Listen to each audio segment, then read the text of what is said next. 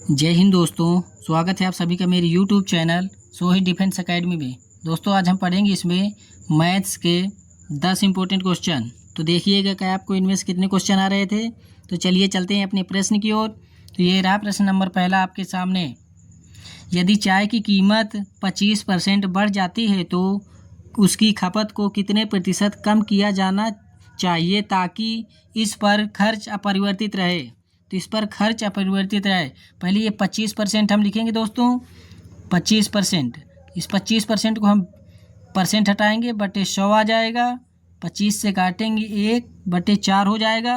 कोई चीज़ 4 से 5 हो रही है तो कितनी बढ़ रही है? 1 बढ़ रही है। अब बढ़ किस रही है? बढ़ी हुई खर्च को कम करना है, तो इसको बटे में रखेंगे और 100% से गुणा करेंगे। तो 4 से इसको काटेंगे तो ये 20 बार में कट जाएगी, और 20 का गुणा 1 से करेंगे तो 20% आ जाएगा। तो इसका राइट आंसर हो जाएगा हमारा option number A is right answer. अगले प्रश्न पे चलते हैं। ये रहा प्रश्न नंबर 2 आपके सामने। यदि अंकित मूल्य क्रय मूल्य से 75% अधिक है तो अंकित मूल्य पर 40% की छूट दी जाती तो प्रतिशत लाभ क्या होगा। मान लो दोस्तों किसी वस्तु का अंकित मूल्य क्रय मूल्य से 75% अधिक है। क्रय मूल्य समझ लो 100 है, तो क्रय मूल्य से कितने प्रतिशत अधिक है अंकित मूल्य? MP यानी मार्केट प्राइस, ये 75% अधिक है, तो ये हो जाएगा 175। तो अंकित मूल्य पर 40% की छूट दी जाती है। अब ये अंकित मूल्य है, इस पर 40%। कोई वस्तु हमने 100% की खरीद के लाई और उसमें 40% की छूट दी तो कितनी परसेंट की बेची? 60% की बेची। तो इसका निकाल लेते हैं। तो विक्रय मूल्य निकल आएगा हमारा, बटे 2 जीरो आ जाएगा। 1 से इसको काटेंगे, 5 दूना 10, 5 तिया 15, 5 इक्कम 5, 2 से इसको काटेंगे, 2 तिया 6, 3 का गुणा इस 31 में करेंगे तो 3 इक्कम 3, 3 तिहाई 9 हो जाएगा। तो दोस्तों कोई वस्तु हम 100 रुपये खरीद के लाए और उससे 93 रुपये की बेच दी तो हमें कितने परसेंट की हानि हुई? 7% की हानि हुई। तो इसका राइट आंसर हो जाएगा हमारा option number D is right answer. D इसका करेक्ट आंसर हो जाएगा। अगले प्रश्न पे चलते हैं। 5वीं अभाज्य संख्या और 100 से ठीक बाद वाली अभाज्य संख्या का गुणनफल ज्ञात कीजिए। तो पहले दोस्तों आपको अभाज्य संख्याएं मालूम होनी चाहिए। अभाज्य संख्याएं वे संख्याएं होती हैं जो 1 से कटे और स्वयं से कटे। जैसे कि हो गई पहली अभाज्य संख्या 2, तीसरी हो गई 3, चौथी 5 हो गई, 7 हो गई और ये 11 हो गई। ये 5वीं अभाज्य 5 अभाज्य संख्याएं हो गई। और 100 के ठीक बाद वाली अभाज्य संख्या क्या होगी दोस्तों? 101। ये एक अभाज्य संख्या है। तो पूछा है दोस्तों ठीक बाद 5वीं अभाज्य संख्या 1 2 3 4 5, ये 5वीं अभाज्य संख्या और 100 के ठीक बाद वाली अभाज्य संख्या का गुणनफल पूछे। तो 11 गुणे 101 करेंगे हम दोस्तों, तो ये हो जाएगा हमारा 1111, जो कि ऑप्शन नंबर डी में दिया हुआ है। तो option number D is right answer हो जाएगा। अगले प्रश्न पे चलते हैं। ये रहा प्रश्न नंबर 4 आपके सामने। यदि वस्तु का अंकित मूल्य 8000 रुपये है, उसमें 20% की छूट दी जाती है तो वस्तु का क्रय मूल्य ज्ञात कीजिए। तो दोस्तों यहाँ पे दिया हुआ है वस्तु का अंकित मूल्य कितना है? 8000 रुपये। अब इसमें छूट दी जाएगी 20% की, तो उसको ख़रीदा कितने में होगा?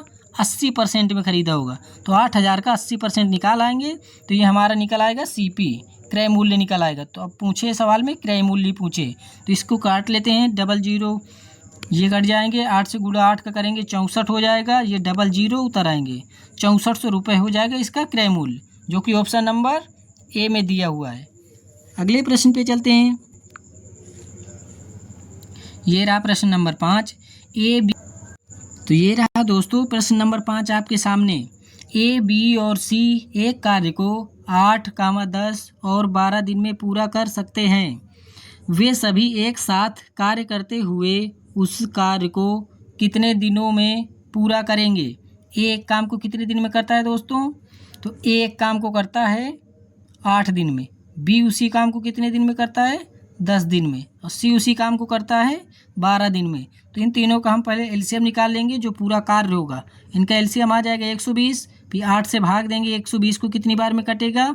15 बार में कटेगा, 10 से भाग देंगे 12 बार में कटेगा, 12 से भाग देंगे तो 10 बार में कटेगा।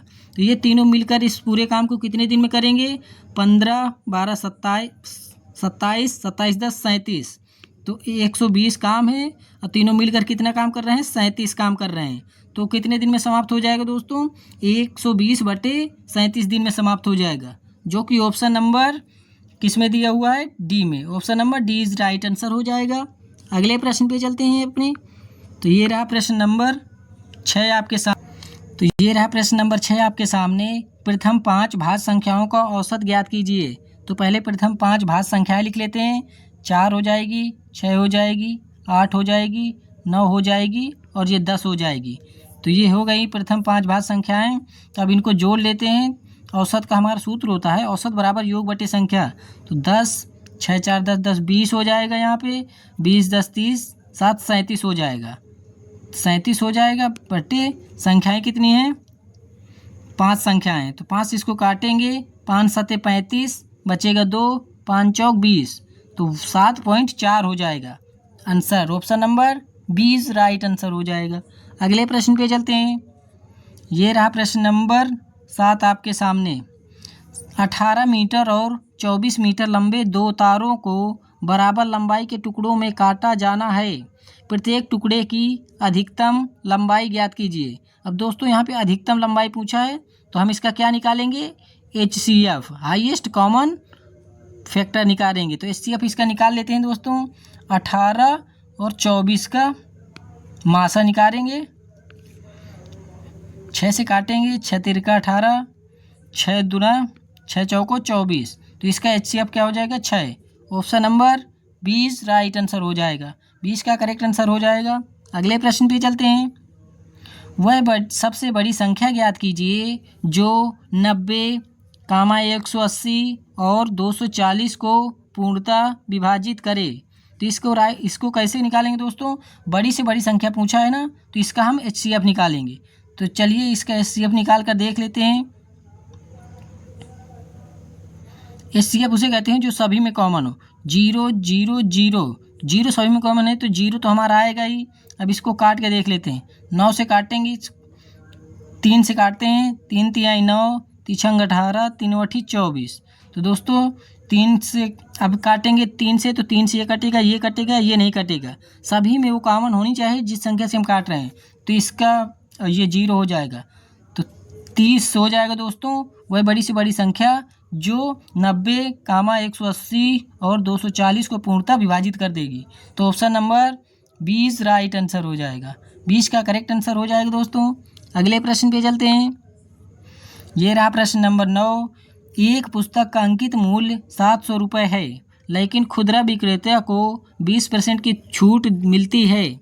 यदि खुदरा विक्रेता पुस्तक को अंकित मूल्य पर बेचता है तो लाभ प्रतिशत ज्ञात कीजिए। तो दोस्तों यहाँ पे लाभ प्रतिशत ज्ञात करनी है। किसी वस्तु का अंकित मूल्य कितना है? MP, यानी अंकित मूल्य है हमारा 700 रुपये। उसमें 20% की छूट मिली तो कितने रुपए की खरीदी होगी? 80% की। 20% की छूट मिली तो 80% की खरीदी होगी किसी वस्तु को। तो 700 का 80% निकालेंगे, परसेंट हटाएंगे, डबल 0 आएगा, 2 जीरो से 2 जीरो काट लेंगे, 7 8 56 रुपये। किसी वस्तु का अंकित मूल्य 700 रुपये था और उसे 560 रुपये में खरीदा गया। तो यदि अंकित मूल्य पर बेचा जाता तो लाभ प्रतिशत क्या होता? यदि अंकित मूल्य पर ही बेचा जाता तो लाभ प्रतिशत क्या होता? कितना लाभ हुआ है दोस्तों इसमें? 140 का लाभ हुआ। किसमें लाभ हुआ? 560 प्रतिशत। तो 100% से हम गुणा कर देंगे। तो 1 0 से ये कटेगा, 14 से 56 काट देंगे, 14 चौक 56, 4 से इसको काटेंगे, 25 बार में कट जाएगा। तो हमारा राइट आंसर हो जाएगा option number C is right answer. C इसका करेक्ट आंसर हो जाएगा। अगले प्रश्न पे चलते हैं। ये रहा आज की क्लास का आखिरी प्रश्न। एक 210 मीटर लंबी ट्रेन जो 97 किलोमीटर प्रति घंटे की चाल से चल रही है, एक 79 किलोमीटर प्रति घंटे की चाल से उसी दिशा में चल रही 240 मीटर लंबी दूसरी ट्रेन के पीछे से आने और इसे पूरी तरह से पार करने में कितना समय लेगी? तो दोस्तों यहाँ पे समय पूछा हुआ है, एक ही दिशा में चल रही हैं तो चालें घटेंगी, तो इसमें हम घटा देते हैं तो कितना हो जाएगा हमारा